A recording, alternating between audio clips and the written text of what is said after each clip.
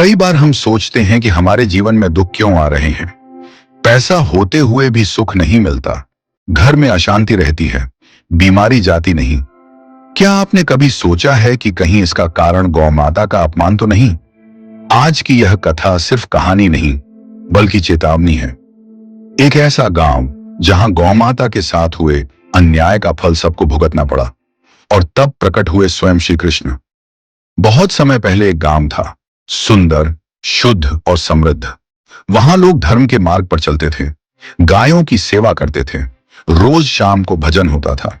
गांव में एक विशेष गाय थी, धन लक्ष्मी, दूध देने वाली, शांत और सबकी प्रिय। बच्चे उसे फूल पहनाते, महिलाएं उसकी आरती करती। धीरे धीरे समय बदला, लोग लालची हो गए, धर्म की जगह पैसे को पूजने लगे। मंदिरों में सन्नाटा और बाजारों में भीड़ बढ़ गई। गौ माता बूढ़ी हो गई, अब कोई उसे नहीं पूछता।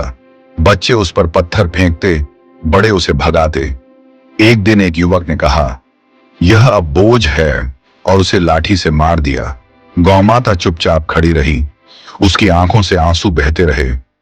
उसी समय एक संत गांव में आए। उन्होंने घायल गौ माता को देखा और गांव वालों से कहा, तुमने मां को मारा है, अब यह गांव बच नहीं पाएगा। लोगों ने संत को भी अपमानित किया, तुम बाहर से आए हो, हमें ज्ञान मत दो। संत ने हाथ जोड़कर गौ माता के पास बैठकर भजन किया, हे गोविंद, अपनी गौ माता को न्याय दो। उसी क्षण आकाशवाणी हुई, जिसने गाय का तिरस्कार किया, उसका भाग्य नष्ट होगा। अगले दिन से गांव में संकट शुरू हो गया। खेतों में सूखा पड़ गया, पानी की किल्लत हो गई, दूध मिलना बंद, बच्चों को बुखार, व्यापार बंद, घर में कलह।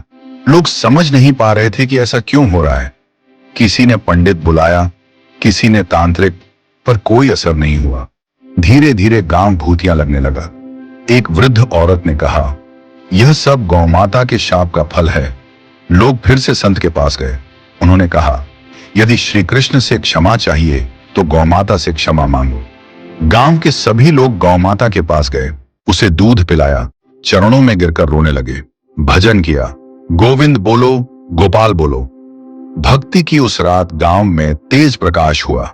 श्री कृष्ण स्वयं प्रकट हुए।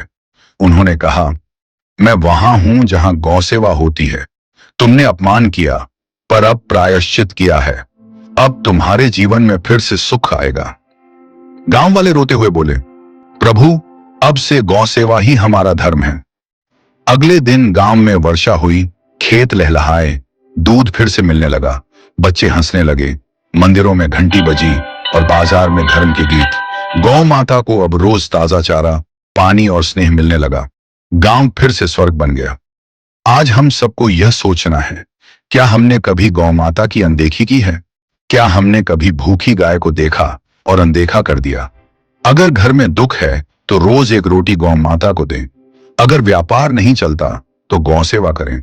अगर मन अशांत है तो श्री कृष्ण का नाम लें और गाय को जल पिलाएं। गौ माता में 33 करोड़ देवी देवताओं का वास होता है। अगर यह कथा आपके मन को छू गई हो तो एक काम करें, आज किसी गाय को रोटी दें। श्री कृष्ण खुद आपके जीवन में आएंगे। जय श्री कृष्ण। जय।